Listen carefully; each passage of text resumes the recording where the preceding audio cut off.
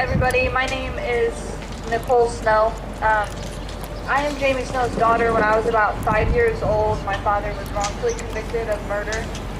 And I have a statement here from him that he requested that I read to everybody. Illinois, 101. New York, 88. Texas, 84. California, 79. Michigan, 35. Louisiana, 34. Florida, 32. Ohio, 28. Massachusetts and Pennsylvania, 27 each.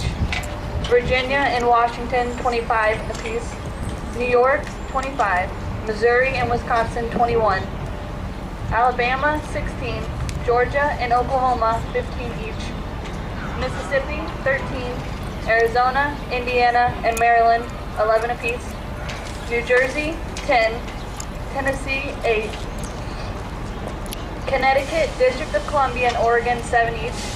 Kentucky, Nebraska, and West Virginia, 6 each. Minnesota, 5. Nevada, Utah, 4. Arkansas, Kansas, Montana, 3 each. Colorado, Idaho, Rhode Island, South Carolina, 2 each. Alaska, Hawaii, Iowa, and New Hampshire, 1 each. Those numbers represent the men and women who were exonerated in this country between 1989 and 2012. That total number is 833. Can any of you imagine that? That number represents thousands of people whose lives have been forever changed and altered because of this. The victims' families, the families of the wrongfully convicted, the wrongfully convicted person themselves, and the victims of the crimes committed by the real perpetrator, all while the wrong person sits in prison. Can you imagine?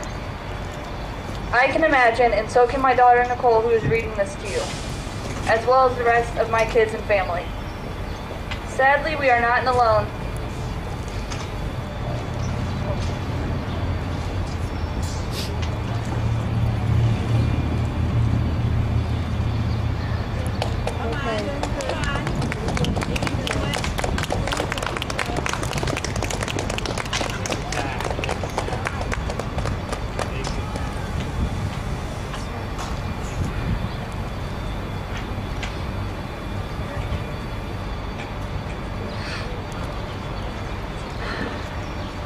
Sadly, we are not alone in our sadness or our struggles for the truth and for justice.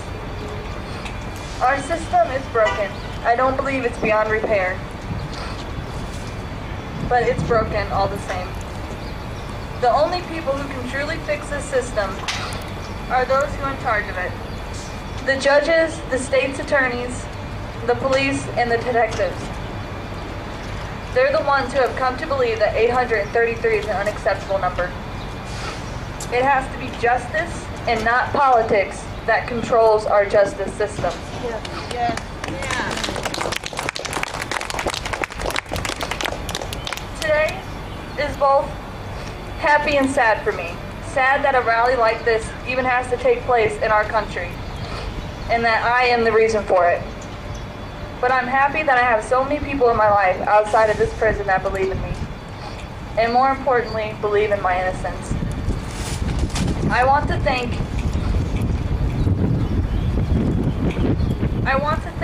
each one of you that came out today to support us, and those of you who support us every day that couldn't make it. Those of you who believe in us, and my dad's innocence are what keep us going. I'd like to ask our McLean County State's Attorney, Jason Chambers, one simple question. If these cases being represented today didn't already have guys in prison convicted for the crimes, if they were still being investigated, would you not be testing every single piece of physical evidence in these cases in an attempt to link someone to the crime?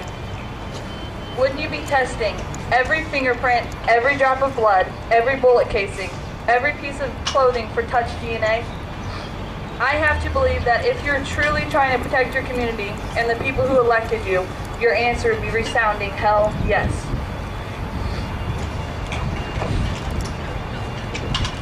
You said, Mr. Chambers, in the Alan Beeman case, when we were fighting for DNA testing, while you were still a defense attorney, that if there was DNA in a case, it should be tested. That it could prove either you got the right guy or you didn't. Why now that you're the McLean County State's Attorney has that changed? You ran for State's Attorney under the mantra of justice over politics. When will you truly stand by that? In 2013, Mr. Chambers made this statement about my case in reference to new evidence and DNA motions submitted to the court. A jury found Jamie Snow guilty after hearing evidence at a trial presided over by a judge. While I am always open to the prospect of new evidence which might prove that someone is innocent, that is entirely different than someone attempting to get a second bite at their case with evidence that does not go towards the actual innocence of the defendant. Mr. Chambers, I submit to you that the jury and the judges in my case did not hear all of the evidence that we have discovered, most of which was not revealed to me prior to my trial, and all of which goes towards my actual innocence claim. I am innocent, Mr. Chambers. I didn't commit this crime, and there is physical evidence that could not only exonerate me, but could lead you to the real guilty person. We want to test that evidence, Mr. Chambers, and as you know, we want to pay for it. There's no cost to the taxpayers of McLean County. Allowing us to do it, Mr. Chambers, now that would be justice over politics. Again, I want to thank all of you who have come out here to show your support. Today, as I sit in my prison cell, getting very close to starting my 15th year in prison, it is my greatest dream and hope that one day I will be standing in this very spot upon my release, speaking on behalf of myself as a free man. As his daughter, I would also like to say that I look forward to that day when I can stand beside my dad and know that we overcame such intense obstacles to prove that he's an innocent man. I want to thank everyone who reaches out to me every day on his social media sites and let me know that they do care. I also want to give a special thanks to my mom, Tammy Snow, who even when harassed and threatened by detectives, still stood upon what she knew was the truth.